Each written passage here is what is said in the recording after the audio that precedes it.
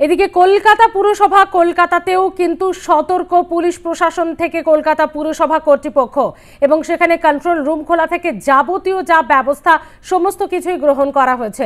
কথা বলবো, শান্তিকা বন্দ্যোপাধ্যায় রয়েছে আমাদের সঙ্গে। শান্তিকা, কলকাতা পুরসভায় খোলা হলো কন্ট্রোল রুম, কতখানি তৎপর পুরসভা? কথা বলবো শান্তিকার সঙ্গে। ঘূর্ণিঝড় রেমাল নিয়ে সতর্ক এবার কলকাতা পুরসভা।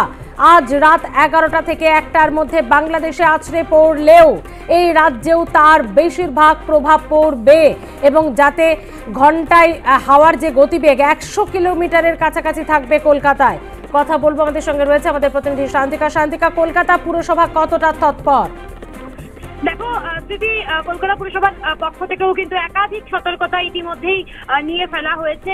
কিছুক্ষণ আগেই যেরকমটা আমরা জানতে পেরেছি যে কন্ট্রোল রুমও খুলে ফেলা হয়েছে কলকাতা পুরসভার তরফ থেকে, এবং এই পরিস্থিতির মোকাবিলায় একাধিক বিভাগের কর্মীদের শনিবার থেকেই টানা 4 দিনের ছুটি বাতিল করা হয়েছে।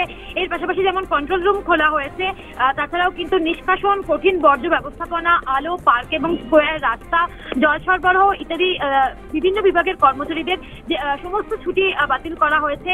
এই সকল দপ্তরের আধিকারিক থেকে শুরু করে কর্মীরা কিন্তু রোস্টার ভিত্তিক ডিউটি করবেন, এমনটাই কিন্তু জানানো হয়েছে কলকাতা পুরসভার তরফ থেকে। এর পাশাপাশি কলকাতা পুরসভার mayor Firhad Hakim DG park এবং স্কোয়ারকে উপড়ে পড়া গাছগুলি দ্রুত অপসারণের জন্য পর্যাপ্ত সংখ্যক গাছ কাটার যন্ত্র সরঞ্জাম এবং অত্যাধুনিক সমস্ত গাছ কাটার মেশিন এবং বিপর্যয় মোকাবিলা টিমকে প্রস্তুত রাখার নির্দেশ দিয়েছেন।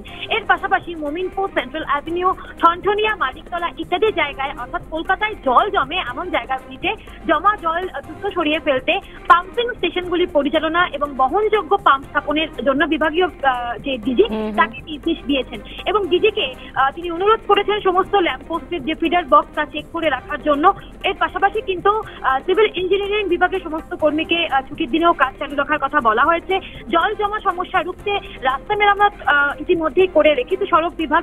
এর পাশাপাশি পৌরসভার বিজ্ঞাপন বিভাগকে বিজ্ঞাপন সংস্থাগুলি নোটিশ পাঠাবে। বিজ্ঞাপন হোর্ডিং এর কাঠামোগত স্থিতিশীলতার শংসাপত্র জমা দিতে হবে সংস্থাগুলিকে।